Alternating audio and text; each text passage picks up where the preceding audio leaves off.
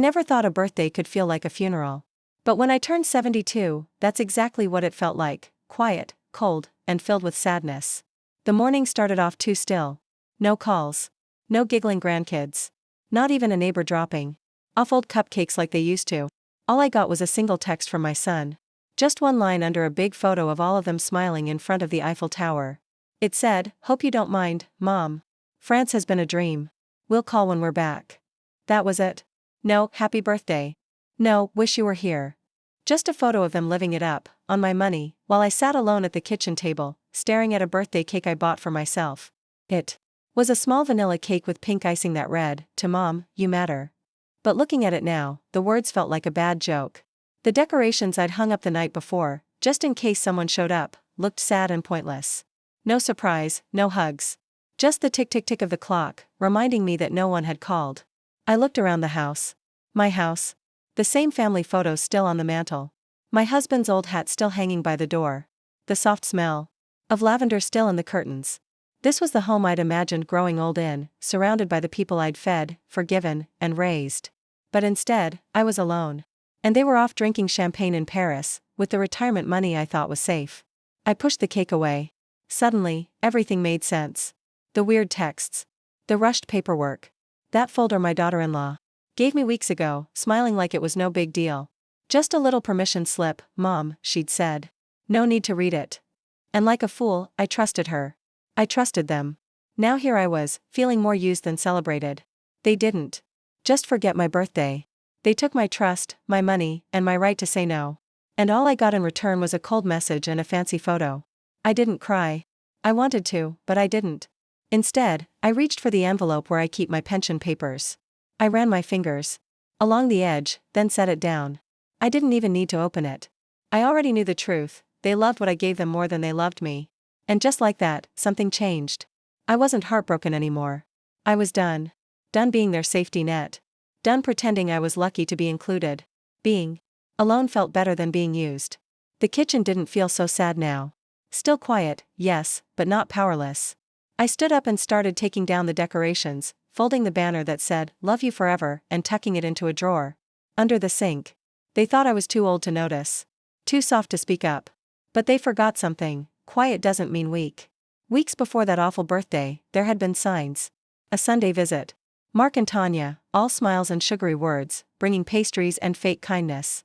Tanya poured tea, complimented the furniture she used to complain about, then pulled out a folder. "This is for your blessing, Mom," she said sweetly. "We're planning a small trip for our anniversary." Mark added, "We thought it'd be nice to include your name as a symbolic gift." I remember asking, "What's this really about?" "Oh, it's just a form," Tanya said, waving it off. "A travel gift clause. It lets us book under a shared family fund. Just for tax reasons. You know how it is." I looked at Mark. And he nodded like it was no big deal. "It's nothing, really," he said. "Just a signature. We figured you'd enjoy knowing you helped." That word, helped, got me. I've always helped. I paid for Brace's school, their first homes. Helping was just what I did. So I signed. But I remember Tanya's eyes flickering for just a second. Like a mask slipping. And the pen she handed me, it wasn't mine. It was heavy, silver, expensive. The kind of pen people use when they want to make something look official. 2 days later, I tried checking my bank account. I was locked out. I figured it was just a glitch. I tried again, still nothing. I called Mark, and he answered like I was bothering him. "Oh, that's just temporary, Mom," he said. Tanya's voice echoed in the background. And that was it. They said they were just consolidating a few things for the trip, told me not to worry, that I'd be added back in later. "We're just streamlining," they said. That word, streamlining, kept echoing in my head, circling like water down a drain. I didn't tell anyone at first. I didn't want to sound paranoid. I didn't want to believe they'd done it on purpose. But they had. That so-called travel gift form I signed? It didn't just let them use some family fund. Hidden in all the legal talk was a line that gave them full access to my entire retirement account. Just like that, Tanya, who always smiled a little too hard when money was involved, had become the one holding all the keys. And me? I was locked out of my own life. I tried to stay calm. Maybe it was just temporary. Maybe they'd pay it back. But then Tanya sent me a photo, her in a fluffy white robe, glass of champagne in hand, stretched out next to a fancy marble tub that probably cost more than my monthly pension. The caption? No regrets. With a little winking emoji. No thank you. No apology. Not even a second thought. I stared at that photo, my heart pounding, not from shock, but from something worse. Recognition. This wasn't the first time they'd taken something. It was just the first time they took everything at once. And something in me went very still. The kind of still that comes right before a storm. I set the phone down and whispered, "You just showed me who you are." They thought I wouldn't fight. They thought I'd stay quiet.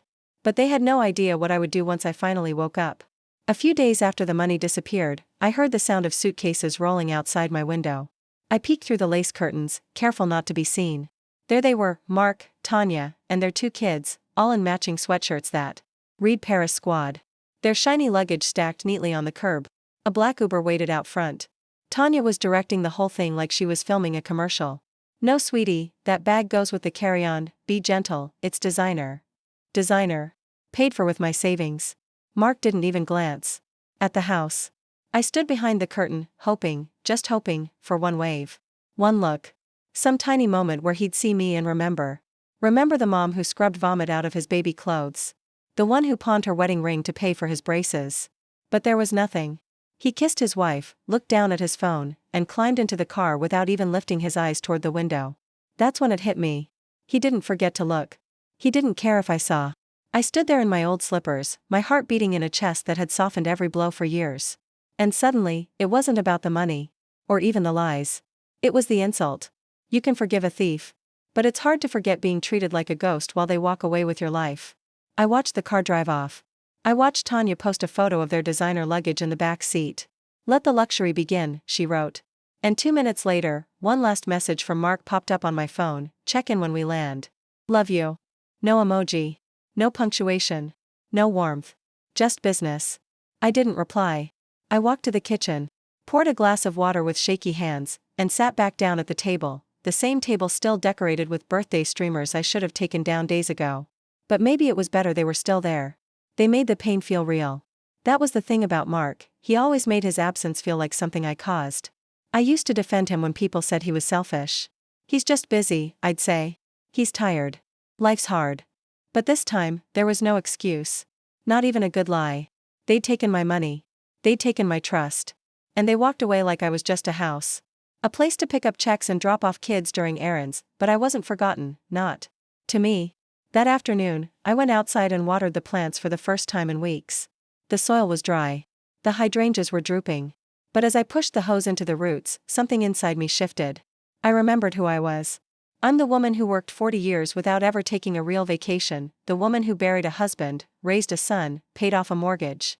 The woman who still had enough love left in her to bake cookies for grandchildren who didn't even bother to say thank you. And I wasn't done yet. They underestimated me. They thought they could hop on a plane to France with my money, then come home to a spotless house, a smiling mother, and my silent forgiveness. But I wasn't that woman anymore. I was done standing by the window, waiting for love that never came. It was a Thursday night, I remember, because I'd just finished folding towels when something on the TV made me freeze. "Beware of silent scams," the reporter warned. "Especially those involving elderly guardianship and property transfers." I sat there, one towel half folded in my lap, my stomach turning cold. The screen showed examples, fake signatures, power of attorney slips, people finding out too late that their home had quietly been signed away. My chest tightened. Something inside me, something sharp, buzzed in the back of my head. I stood up slowly, walked over to the desk, and sat down at the computer. I hadn't tried logging into my online banking since the strange lockout weeks ago. I tried again. Denied. Access restricted.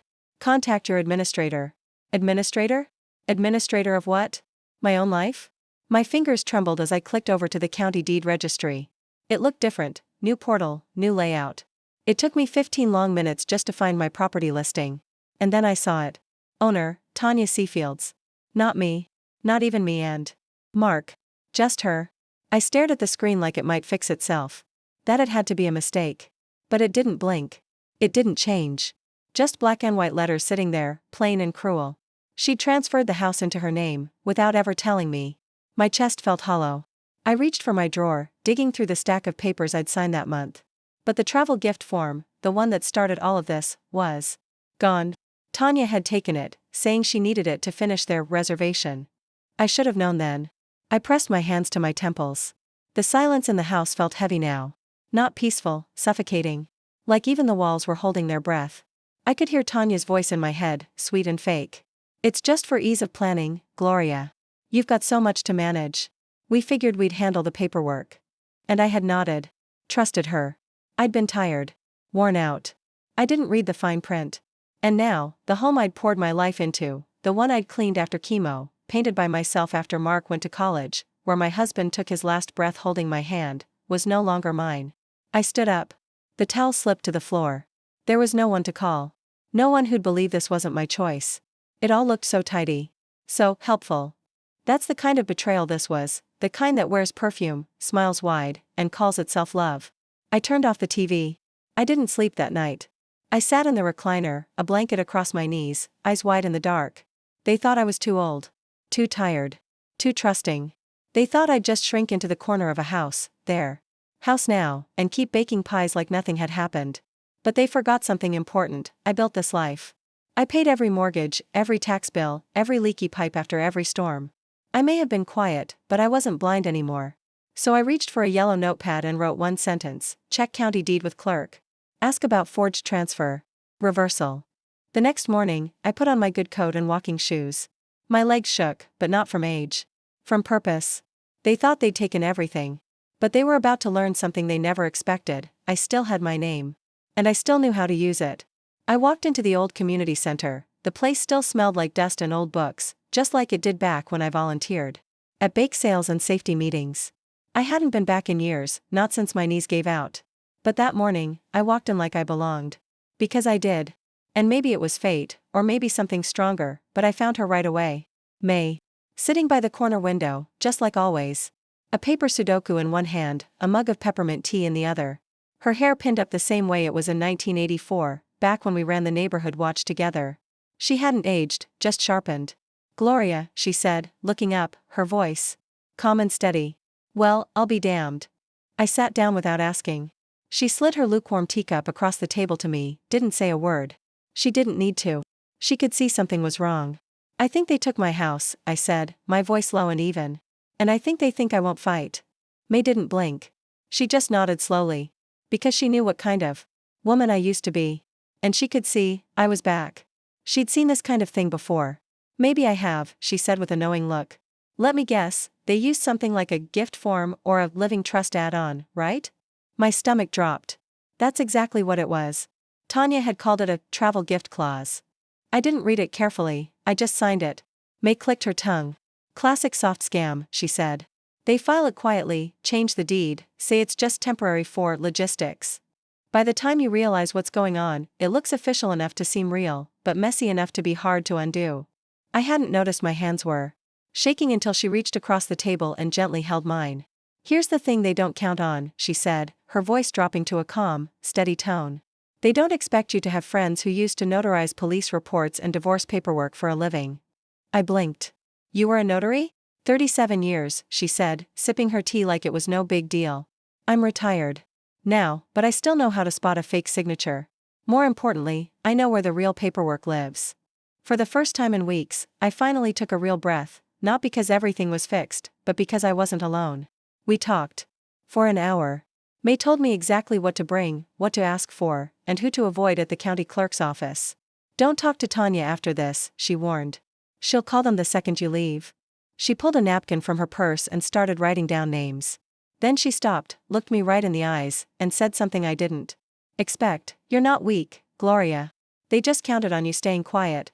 If you break that silence, they've got nothing. I swallowed hard and whispered, they still think I'm just baking cookies. May laughed. Let them think that. Just make sure the oven's empty when they come sniffing around. I walked out of that community center with nothing but a napkin in my pocket and a fire in my chest. For the first time since that awful birthday text, I didn't feel like a helpless victim. I felt like a witness, like someone finally ready to speak up. The county office smelled like old floor wax, stale coffee, and forgotten paperwork. It hadn't changed since the last time I renewed my driver's license, back when Mark still needed my help with his taxes. I wore my nicest cardigan that day. Not to impress anyone. Just to remind myself that I was still that woman who could stand tall in a courthouse and be taken seriously. May had warned me, ask for Sylvia. Avoid Pam. Sylvia's brother works in construction, she's seen things. Pam's a gossip. Don't give her anything to talk about. I waited in line behind a man arguing over a traffic ticket and a tired woman rocking a fussy baby. When it was finally my turn, I stepped forward and said, "I'd like to see the most recent deed on file for my home address, please. I think there might have been a mistake." Sylvia didn't ask questions. She just nodded and typed slowly. When she printed the paper and slid it across the counter, her fingers paused for half a second. I noticed a flicker in her brow, like something clicked. Then she looked at me, soft but serious. "You used to be on the church board, right? With Pastor Jim?" I nodded. "Almost 10 years. She leaned in, her voice low. "I remember. You used to run the pie auctions. You're sharp. You don't miss details." I didn't smile. Didn't cry. Just waited. She pointed to the paper. "Tanya Seafields. Transfer filed 3 weeks ago. Says it was done with power of attorney." I looked down. The signature looked like mine, but it wasn't. My handwriting's tighter, cleaner. This one had extra curls, like someone trying to make it look sweet and grandmotherly. It was a copy of me. But it wasn't me. "Can this be reversed?" I asked, my voice barely steady. Sylvia glanced around. The office was busy, but she leaned in again. "That depends. If you can prove you didn't fully understand or were pressured, it could be fraud. A notary's statement helps. So does handwriting proof. Anything that shows it wasn't your honest decision." I opened my purse and pulled up the photo Tanya had texted me, a picture of that same form, with a smiley face like she'd done me a favor. Sylvia studied it. Her lips tightened. "She filed this as power of attorney," she said, shaking her head. "Not as a gift. That's not just wrong, it's a lie. And since you weren't declared mentally unfit, it means it was forged." I finished for her. She didn't nod. She didn't need to. Instead, she printed another form, slid it quietly under the desk divider, and looked at me like someone passing a secret message in plain sight. "This is the form someone might use if they were getting ready to fight a property transfer," Sylvia said, slipping it to me quietly. I didn't say a word, I just took it. As I turned to leave, she called out softly, making sure no one else could hear. "Miss Harlan." I looked back. "Don't wait too long. These things only get harder the longer they sit." I gave her a tight nod. "I'm not waiting anymore." Outside, the wind cut through my coat, sharp and cold, but I barely felt it. Because now I had proof. This wasn't just a mistake. They didn't just trick me, they stole from me. And they signed my name like it was nothing, like I wouldn't notice. But I had. I knew the truth now. I had May's napkin in my purse and a legal form in my hand, and it felt like holding a weapon they never thought I'd find. I went to the little cafe on 4th and Juniper, the one I've been going to for years. It's quiet there, no music. Just the hum of ceiling fans and the soft clink of coffee cups. I needed a calm place to think. I ordered my usual peppermint tea and opened the envelope with the papers. I was halfway through reading the definition of constructive fraud when I heard them. 2 booths behind me, young voices, 1 man, 1 woman, laughing way too loud. The kind of laugh people have when they're sure nothing bad can touch them. And then I heard her. "Tanya. She'll never know," she said, laughing. "We've already got the keys and she still thinks we're on vacation." I froze. The tea burned my lip, but I didn't even feel it. I didn't turn my head, but every part of me was listening now. "She's just sitting in that old house like it's still hers," the woman said, crunching what sounded like a biscotti. "Once the sale clears, we're done." I told Mark to hurry up. Mark. My son's name. Coming out of a stranger's mouth like it didn't belong to me anymore. I turned just enough to see them. It was Kyle, Mark's old college friend, and a young woman with bleached curls and big sunglasses on her head like a crown. I recognized her vaguely, maybe Tanya's cousin? Kyle was grinning at his phone. "Once they sell that house, you two are golden. She's still got cash left, right?" "Oh yeah," the woman said, sipping her drink. "That's phase 2, retirement home transfer. The paperwork's already in motion." Retirement home. My stomach turned. My hand tightened around the edge of the table. My tea had gone cold, but my blood felt colder. That was their plan. Move me out. Sell my house. Take the money. Like I was just clutter. Something to be cleared out before showing the home to buyers. I stood up slowly, my knees stiff. I didn't want to cause a scene. I just walked to the counter and smiled at the barista. "Can I borrow a pen?" I asked, sounding as sweet as I could. She handed me one without asking questions. Back at my table, I flipped over the envelope and wrote one clear sentence: "They are preparing to move me without consent." I slid it back into my purse, left a tip, and walked out like nothing had happened. But inside, something snapped. Something strong. I wasn't just dealing with greedy people. I was dealing with people who wanted to erase me, and they were laughing about it like I was a joke. A bump in the road. A leftover. I didn't cry on the way home. I'd already done enough of that. Now I was focused. Because I realized this wasn't just about money anymore. It was about power. And they thought they had mine. But they forgot, I'm the one who taught them how to stand up and fight in the first place. Then the letter came. Folded twice in a plain envelope. No return address. Just my name printed neatly, like a hospital form or something official. Inside, it said the retirement facility had confirmed my preliminary placement. I'd be moved into temporary transitional housing later this month. No call. No visit. No warning. Just a quiet little erasure wrapped in formal language. That was Tanya's style. Smile to your face, then stab you in the back with soft words like safety and streamline. But I knew what it really was. Disposal. Like I was an old lamp or a piece of broken furniture they didn't want to carry to the next place.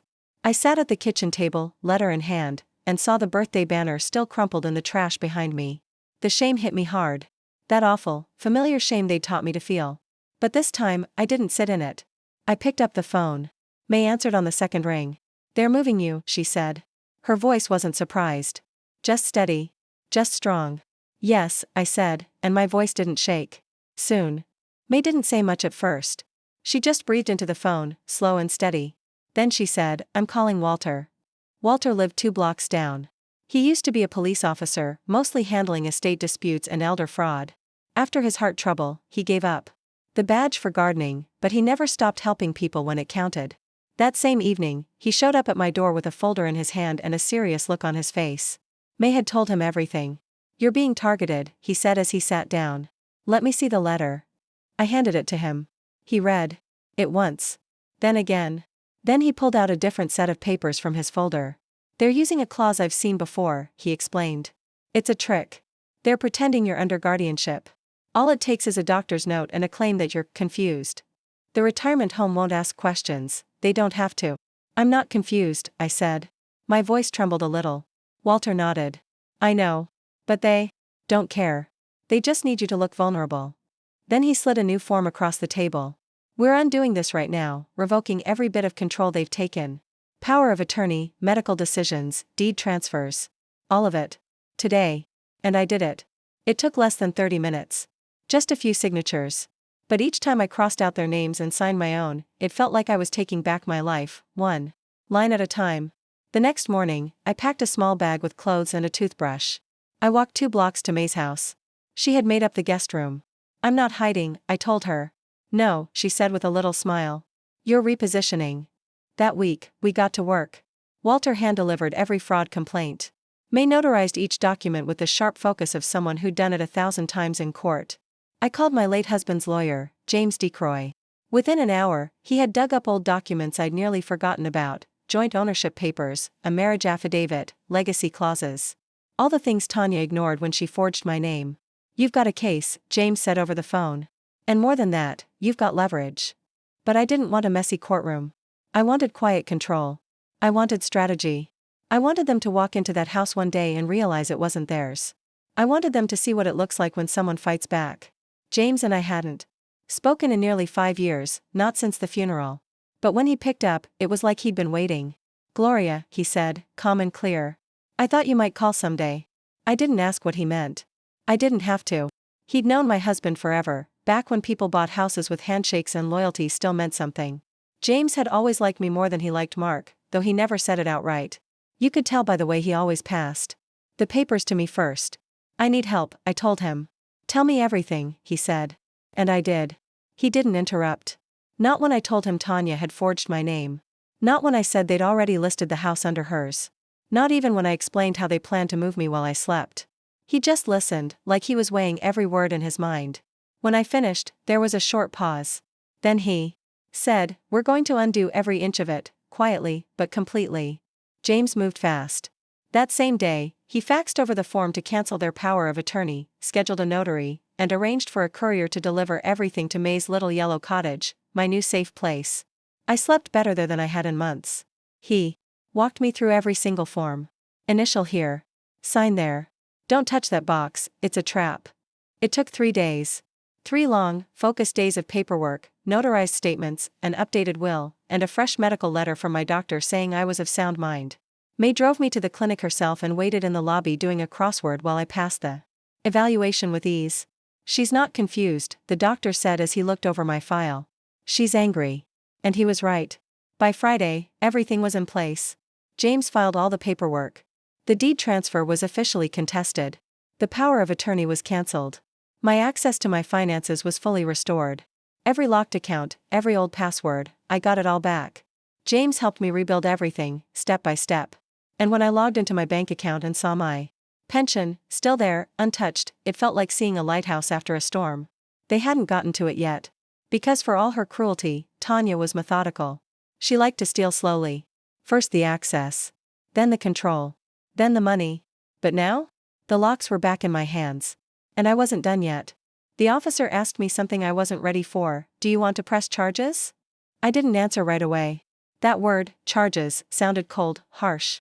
But what I said was even colder, not yet. I wasn't after revenge. What I wanted was something deeper. I wanted them to walk back into that house and feel the change. To know, without a word, that they weren't in control anymore. James, my lawyer, understood. He didn't push. We'll hold on to the evidence, he said. But everything's signed, sealed, and time-stamped. If they fight back, they'll lose. If they try anything, it'll only hurt them more. Then he looked at me and said something I'll never forget. Gloria, this isn't just a case. You've built the quietest, most powerful kind of war I've ever seen. I actually laughed, dry, but full of relief. Because to me, it wasn't a war. It was a correction. And the final move? That was still coming. I found the cottage on a Tuesday. It was small, kind of beat up, with a crooked little roof and faded blue shutters. Ivy climbed all over the porch. Like it was trying to swallow the place. Most people would have passed it by. But I didn't need fancy, I needed quiet. Private. The landlord, an old wiry man named Hank, didn't ask a lot. He just looked me up and down and said, "You look like someone who pays on time." I smiled and said, "I do." Just like that, I had a new place to live, only 2 blocks from the home that used to be mine. Close enough to keep an eye on it, but far enough to breathe again. It didn't take long to move. I only took what mattered, my husband's old flannel shirt, the brass candlesticks from our wedding, 2 framed photos, and a ceramic bowl my son Mark made in 3rd grade, back when he still brought me dandelions. Instead of lawsuits. Everything else? I left behind. Let them have the furniture. Let Tanya scrub the floors and pretend she earned it. May, my friend, helped me set up the basics, a toaster, a tiny table by the window. We hung a wind chime. Outside, the kind that sounds like it's whispering your name when the breeze hits just right. Then came the real work, paperwork. Every hour, a new form. James updated my will. May notarized the documents. Walter, the retired officer from 2 blocks away, hand-delivered copies to the local offices, clerk's office, the bank, the title agency. One by one, I took everything back. The house deed? In process of being reversed. The bank accounts? Mine again. And for the first time ever, I was my own power of attorney. Fully, legally, with no one above me. I wasn't someone's burden anymore, I was in charge of my own life. I remember sitting on the cottage porch the day the last paper was filed. The sun was going down, turning the sky golden. I sipped peppermint tea and watched the long shadows stretch across the grass. It felt like a new beginning. And they had no idea. Still posting vacation pictures from France, Tanya in a robe by the pool, Mark holding a wine glass, the kids smiling at some castle I couldn't even name. They looked happy. Carefree. Clueless. That was good. Because by the time they came home, everything would be different. I didn't want to scream or fight. I wanted proof. Boundaries. Peace. They thought I was just some lonely old woman baking pies and folding laundry. But really? I was building a fortress, silently, step by step. I updated every bank record. Changed every password. Cut off every trace of their access. The house may have had their names on it once, but not anymore. It was legally in the process of being mine again. James filed the fraud claim just in time. We had solid evidence, faked signatures, handwriting that didn't match, no proper witnesses. It was airtight. And while the paperwork crawled through the system, I didn't worry. I waited. Calm. Safe. Ready. Because sometimes revenge isn't loud. Sometimes it sounds like wind chimes, smells like peppermint tea, and feels like the smooth click of a key turning in your own door. I wasn't hiding anymore. The house deed had officially been reversed the previous Friday. Tanya's forged documents? Erased. Gone. Now my full name was back where it belonged, Gloria E. Heron. I hadn't seen it on a deed since 1997, when my husband and I paid off our mortgage and toasted with boxed wine in the living room. And now, after all these years, it was back. Mine, Nicole, the real estate agent, showed up at the cottage. She didn't need much explanation. She looked me straight in the eye and said, "I've seen this before. Quiet women don't stay quiet forever." And just like that, the house went on the market. Under my name. And because the neighborhood had changed so much, it sold in less than a day. Cash offers. Way above asking price. People weren't just buying a house, they were buying sunshine, a garage, a fresh start.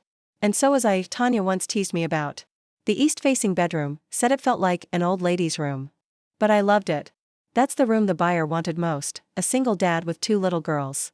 He sent a handwritten letter saying he just wanted a home where the floors didn't creak with bad memories. It felt right. I chose him. James took care of the paperwork while I sat on my porch and watched the documents get sent off. That evening, Nicole called. "It's done," she said. The house was officially sold. The next day, one last box came out of the house. I hadn't packed it. The movers found it tucked away in the attic, a dusty, half-broken bin marked, "Gloria, keep." Inside were things I hadn't seen in years, my wedding veil, a clay heart ornament mark made in kindergarten, and an old Polaroid of me laughing in the backyard, arms covered in flour. They must have missed that box when they cleared space for Tanya's so-called meditation corner. I kept it. That photo reminded me of something I'd forgotten, happiness before everything turned into duty and disappointment. When I walked through the house one last time, I didn't feel sad. I felt free. I opened every window, let the wind rush through like a goodbye. No speeches, no tears. Just the quiet strength of knowing I had undone what they thought was permanent. They were still overseas, still posting pictures of boutique shops and rooftop dinners, not even bothering to call or check how things were going. I was sure they hadn't looked at the deed again. If they had, they'd know, nothing would be the same when they came back. They weren't walking back into my silence anymore. I closed the door gently, turned the key, and slid it into an envelope for the new owner. Then I walked away, hands empty, heart full. Everything that mattered was finally in my name again. The day they returned, I was already watching. Not from the driveway, not from inside the house, but across the street, sitting in the sunroom of my neighbor May's place. She made chamomile tea. I held the cup with both hands, slow sips, eyes locked on the front yard I no longer owned. At exactly 4:12 p.m., an Uber pulled up. Mark stepped out first, still wearing his sunglasses, dragging a spotless suitcase behind him. Tanya followed, chewing gum, her designer purse hanging from her elbow like it was nothing. The kids argued. Behind them, the older one grabbing the younger's phone. They looked like strangers in their own lives, tourists coming home. Tanya walked up to the door, smiled like she owned the world, and shoved her key into the lock. It didn't turn. She tried again, still nothing. I leaned in, heart pounding, a mix of nervous and excited. May whispered, "Wait for it." Then, Mark stepped up, tried his key. Still nothing. His face changed, confused, then annoyed, then slowly realizing what had happened. Tanya banged on the door, no answer. She hit it again. The lawn hadn't been cut in weeks. The porch light was gone. The flower boxes? Empty. Mark pulled out his phone and made a call. I didn't need to hear the words. I knew exactly what message he was getting, a calm voicemail from James saying, "This is a legal courtesy notice. As of last week, the house previously under Tanya C. Field's name is no longer hers. It was sold clean and uncontested by its rightful owner, Gloria E. Harlan." I saw Tanya's face twist in real time. Her mouth opened but nothing came out. Mark was pacing now, jaw tight, phone still pressed to his ear. The kids had gone quiet. Nobody sat. Nobody asked what was going on. Deep down, they knew. Then Tanya shouted something, sharp, angry. Mark snapped back. For a second, I saw the little boy he used to be, the one who once cried when his kite broke, who once gave me a dandelion and said it was gold. But he wasn't that boy anymore. He was just a man standing in front of a house that wasn't his, realizing he had nothing. No key. No deed. No control. They stood there for a while. Just standing. Tanya suddenly dropped her bag and started crying, loud, messy sobs that echoed off the porch I used to sweep every Sunday morning. Mark said something soft, but whatever it was made her snap. She shoved him, stormed off to the sidewalk, and waved down the same Uber. She didn't wait for him. She got in and left. Mark was alone now, sitting on the porch of a house he didn't own, with no one coming to help, no one owing him anything. He sat on the steps, rubbing his face with both hands. And that's when I finally smiled, not a big smile, not a cruel one. Just a quiet, calm one. The kind that comes when you've won back your life. It was never about revenge. It was about taking my life back. Not theirs, mine. The first call came that same night. I let it ring. Then the text started, "Mom, please. This isn't what it looks like. We can talk." I didn't know Tanya did all that. "Just call me, please." I didn't answer. Not once. I blocked every number, Mark's, Tanya's, even the one the kids used to FaceTime me when they wanted cookies or cash. All those voices that only called me Mom when they needed something. I sat on the porch, sipping tea while May knitted. Beside me, a scarf I didn't need, but somehow, it felt comforting. By day 2, their messages changed. "You're being spiteful. We did this for your safety. You weren't thinking clearly." That last one made me laugh, sharp and bitter. Even now, after everything, they were still trying to gaslight me. Like I'd doubt myself instead of them. Day 3? Silence, until James called. "They're holed up in a motel off Route 7, he said. "Trying to buy time." Tanya's freaking out. "Mark's, quiet. Let them sit in it," I told him. And he didn't argue. May and I took a drive, just to see. We passed the place, an old, run-down motel with flickering lights and a soda machine that probably hadn't worked in years. Tanya sat on the curb, yelling into her phone. Her hair was messy, her robe now looked more like a cheap hotel towel than anything silky. Mark was nearby, smoking, something he hadn't done since college. He looked like a man who'd lost everything. No sunglasses. No swagger.